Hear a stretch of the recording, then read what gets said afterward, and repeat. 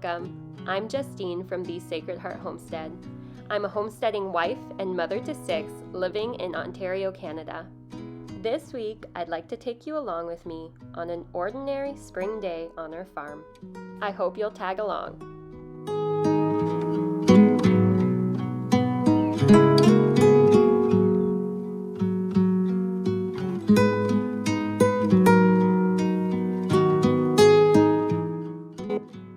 On this gray, cloudy morning, we woke up to a wonderful surprise. Our second batch of chicks had started to hatch. We had a few new chicks to greet us, and one who was hurrying to zip out of his shell.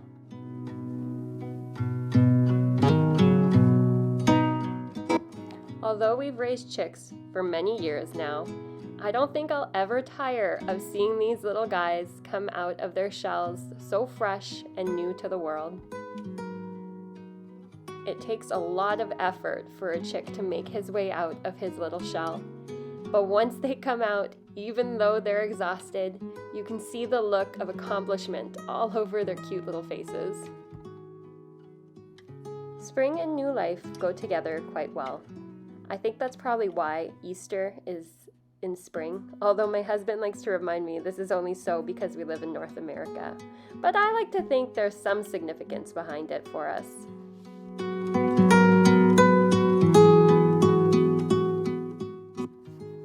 This has been a very wet and rainy April for us, but you know what they say, April showers bring May flowers, and I'm really hoping that's true because we are getting sick of all this gray weather.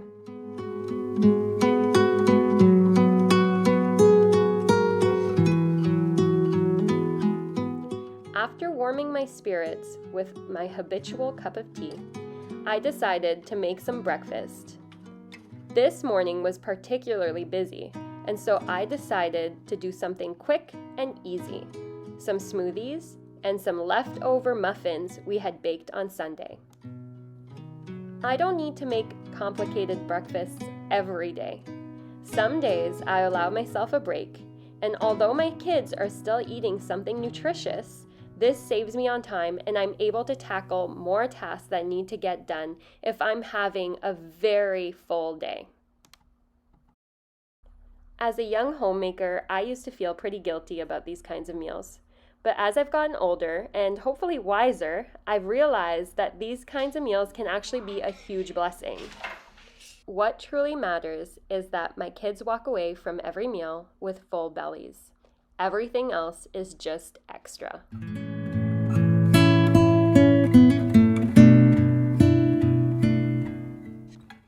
Our smoothies aren't complicated. I usually like to start off with some raw milk or some kefir, some yogurt, I add some bee pollen, some strawberries, some bananas, some collagen powder for protein, and then sometimes, and only in my own smoothie because the kids don't like it, an egg yolk. This combination usually keeps us full for at least a few hours, if not longer.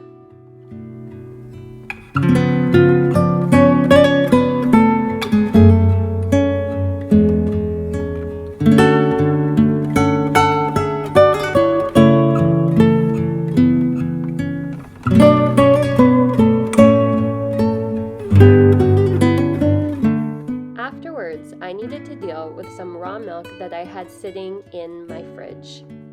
Having a milk cow is both a blessing and a curse. A blessing because we have access to fresh milk every day, and a curse because you actually have to deal with that amount of milk. At this point, we're only getting about 2 gallons a day, which isn't terrible, but I still need to find something to do with all the extra milk. Thankfully, my husband went and got me a special surprise to help us deal with all this extra milk. But for the time being, I'm going to go ahead and skim the cream off of all these milk jugs, and then I'll take the milk and put it in the Instant Pot to make some yogurt. I've already showed you guys my yogurt recipe. I'll link the video down below so you'll have access to that. Fresh yogurt is ridiculously easy if you have an Instant Pot. Now I know some people like to pasteurize their milk, which is what I do, and some people don't because they want the added health benefits of the raw milk. However, when I have made fresh raw milk yogurt, I find that it is quite runny because the bacteria in the fresh milk is competing with the bacteria in the yogurt culture. My family prefers a thicker yogurt, and so I've opted to do it this way in order to get the texture that my family likes, and I know that they will consume it this way.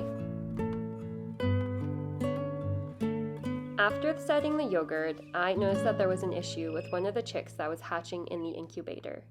This little guy had started peeping over 24 hours ago, and I could tell that the membrane that was poking out of his shell had started to dry off and started to get wrapped around his body. Although I very rarely help chicks hatch, from experience I know that if I had not stepped in, this little chick probably would not have survived. He was getting very weak, his chiefs were getting far and few between, and so I decided I needed to step in. I carefully used some tweezers to remove some of the egg, and then once I thought I had removed enough for him to break free, I sent him back down in the incubator so he could stimulate himself by pushing up against the rest of the eggshell. As we were patiently waiting for this little guy to get the strength to finally get out of his shell the whole way, we decided to do some school just to pass the time. Ways of reading it, okay? So they want to know what's the temperature Fahrenheit here.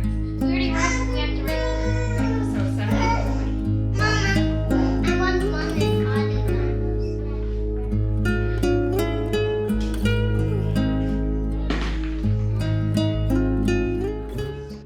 The kids were eagerly looking into the incubator as they finished their work, and by the time we were done, this chick had regained his strength and was looking very happy. We let these little chicks stay in the incubator until they dried off later that day.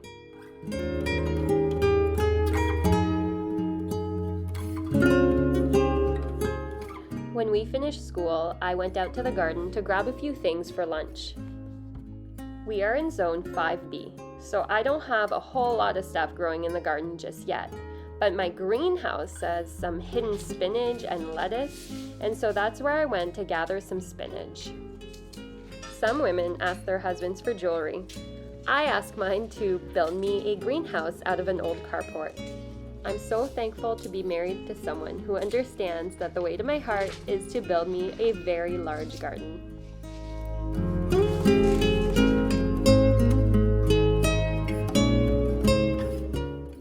When I got back in, I got some of that cream that we skimmed off the milk to make yogurt first thing in the morning, and I put it in my blender so that I could make some fresh butter. Making butter in the blender has been the easiest way for me to make butter. I find that the mess stays inside the actual blender and not all over my counter like my KitchenAid mixer used to do, and that it's done relatively fast. I'm the type of person that has so much going on in a day that I need all my little tasks to take as little time as possible. About 5 years ago, when I first started being interested in homesteading and homemaking, I used to make my butter in a jar that I would shake like a maniac for half an hour around the kitchen. I'm happy I've evolved past that and that I'm allowing myself to use all these great tools in order to accomplish my kitchen tasks.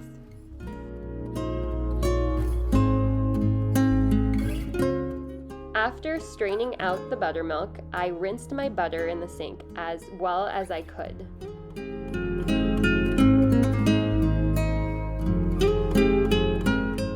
I always salt my butter because it helps it from going rancid, and let's be honest, salted butter tastes much better than unsalted butter.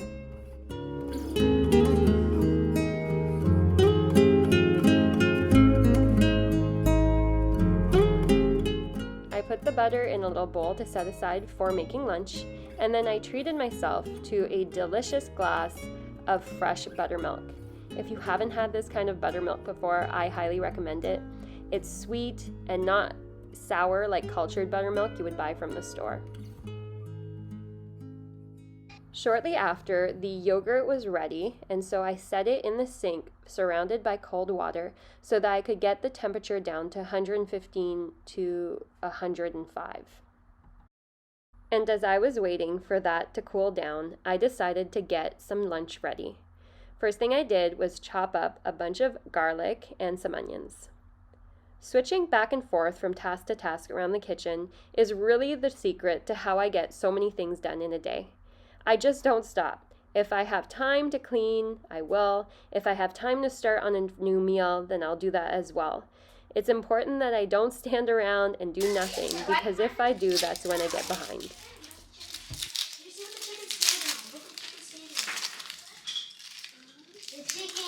For lunch, I decided to make some crostinis with some cream cheese and some spinach and onions and garlic all mixed up into that. The trick to making these is to use day-old bread so that you can have a very crisp and crunchy texture. Fresh bread will just kind of get mushy once you add the cream cheese, so I wouldn't recommend it. Really wait until you have an older bread loaf. I then went to melt some butter in a pan, and while I waited for that to melt, I went ahead and cut up my day-old bread. Now you'll notice the crumb in this particular bread is not as fluffy as your regular sourdough. This is because I've been experimenting with freshly milled whole wheat bread and seeing how high of a ratio of whole wheat to regular all-purpose flour I can go. I know the internet will make it seem like whole wheat and all-purpose flour sourdough has the same health benefits, but they do not, because freshly milled whole wheat flour is so much healthier for you and actually retains so many more nutrients than flour that's been sitting there and has gone stale. So far, it seems like I can use up to 1/3 whole wheat with 2/3 all-purpose without really compromising the actual shape of the bread, but I'm hoping to improve that in the next few days as I play around with my hydration as well.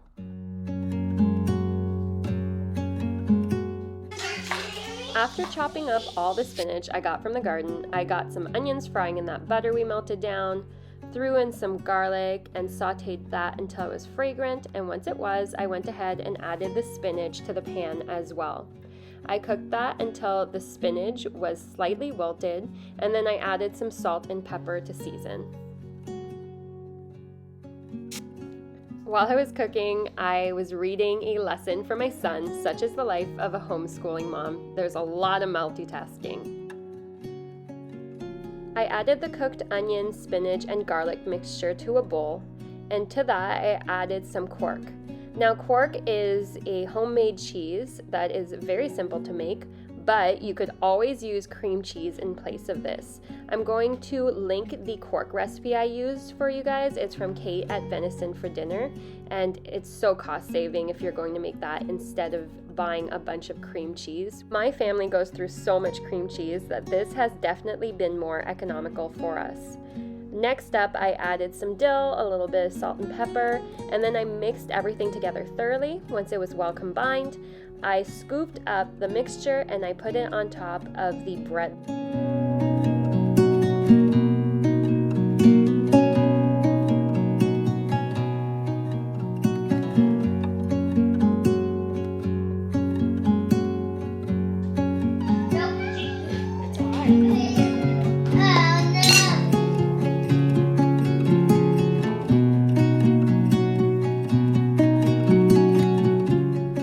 Finish it off, I just grated some cheese right on top, and that was everything that I needed to do before I threw the entire pan into the oven at 425 for about 10 minutes.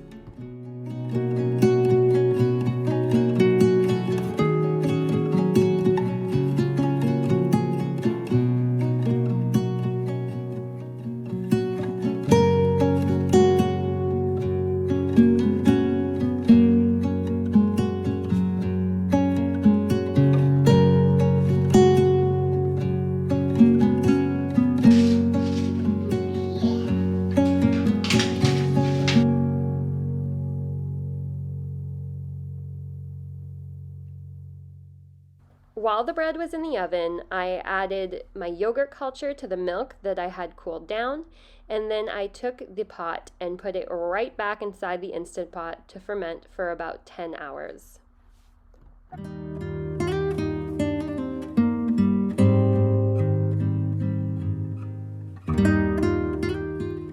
I decided our lunch could probably use some extra protein, and so I decided to get a big pan of scrambled eggs ready. My favorite thing to add to scrambled eggs in the spring is some fresh cream and some fresh chives right from the garden. And so that's exactly what I did.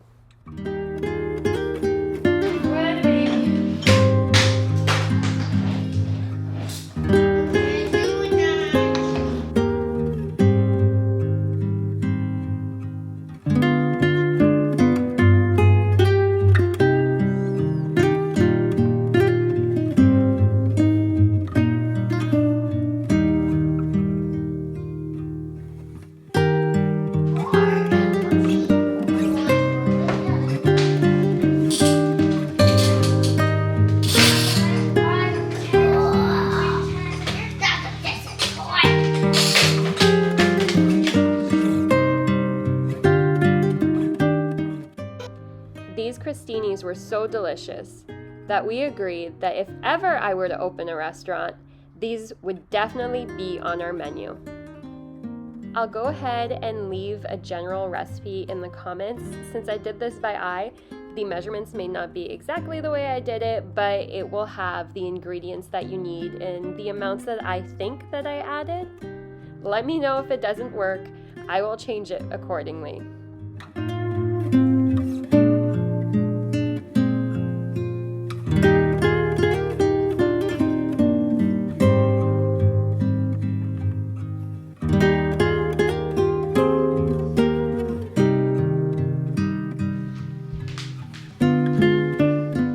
Once lunch was done, I had some extra food scraps I wanted to bring to the very special surprise my husband had gotten me earlier that day.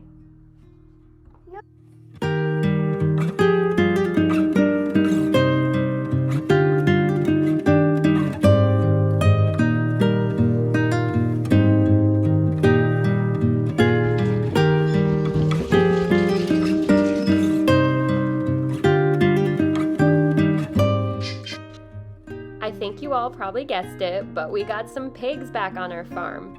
We usually raise 2 hogs a year, but this year we decided to do 3 as our family is getting bigger. These little guys are Tamworth mixes. We've had Tamworth pigs before and they made delicious bacon, so we are looking forward to having them around the farm. Pigs are such a joy to have around. They just eat up all the extra scraps of food and all the way from my cheese making, and they make me feel so much less guilty about the amount of waste that we have going out of our farm. Now that these guys are back on the homestead, I feel like everything is coming back to life on our farm again. We've got the garden starting to grow seedlings, we've got the pigs back on the farm, the little chicks are here. It truly feels like spring has sprung around here.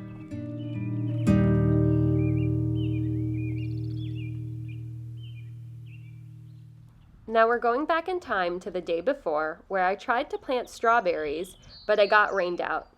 I did, however, manage to get a few bare roots in the ground, and so I wanted to show you guys how to plant a bare root strawberry. I did this for the first time about 3 years ago, and I found it pretty confusing. So if you're interested in planting these, or you've never planted these before and you're just curious, I hope this helps. The first thing I did was to make sure the patch that I was planting was free of weeds. This patch had some raised beds on it with some gardening cloth over the top. We ripped all that out so there was nothing left. And then I dug a trench all around the patch so that the crabgrass that keeps growing into our garden wouldn't be able to go into the actual strawberry patch.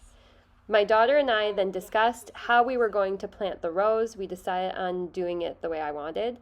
And then I took out our bare root strawberries. Now these come in a pack with an elastic wrapped around it. Some of them might not have the elastic, but they usually come in a little clump.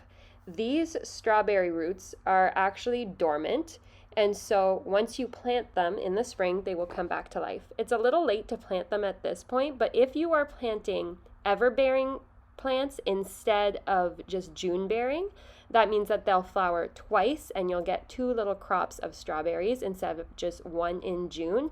You will be able to get a fall crop.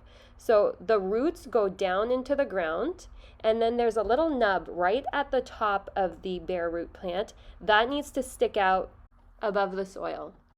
Unfortunately, immediately after this, we got completely rained out, like it was pouring. So we decided to continue planting these this afternoon. I really do look forward to the afternoons I get to spend in my garden. I always tell new gardeners to start out small. I didn't grow up gardening. I didn't start until about 5 years ago, and it was in a little backyard garden with just a few raised beds. And once I got used to my few raised beds, I just grew and grew until I started gardening on this large scale for my family. I would never recommend someone start with a garden like this right off the bat. It is time consuming, there's always something to do in it, and you truly have to love it. Start small, decide if this is something you enjoy doing, and if it is, then keep going. But if not, be happy with having just a little backyard garden or none at all and just supporting local farmers. I really enjoy the beginning of the gardening season, where everything is fresh, you're not battling pests yet, and you haven't gotten knocked down by the amount of diseases that your plants are going to have. Everything is hopeful, and you've deluded yourself into thinking that this will be the year that you'll have the best garden ever. And you probably won't, but you'll still think about it.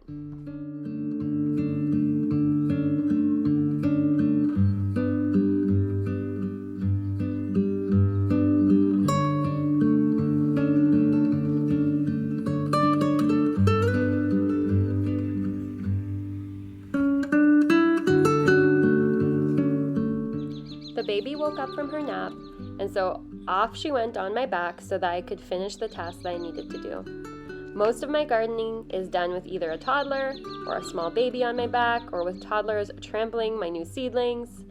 It's a challenge, but it's definitely worth it in the end.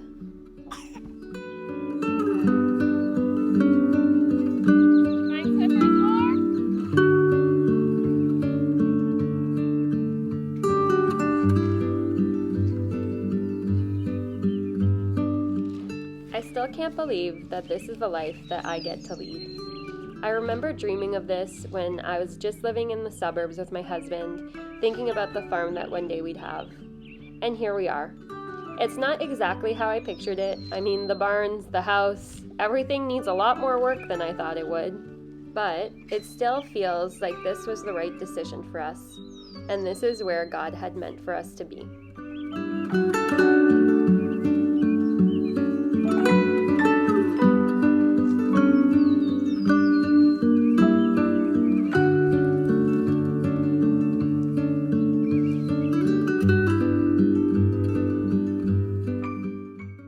When we got in from outside, the baby chicks were ready to be moved to their brooder, so we carefully took them out of the incubator.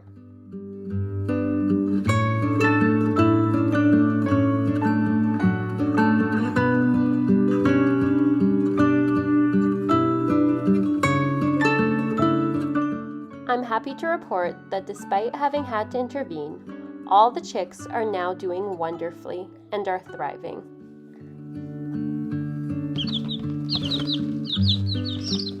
And that's all I have for you this week.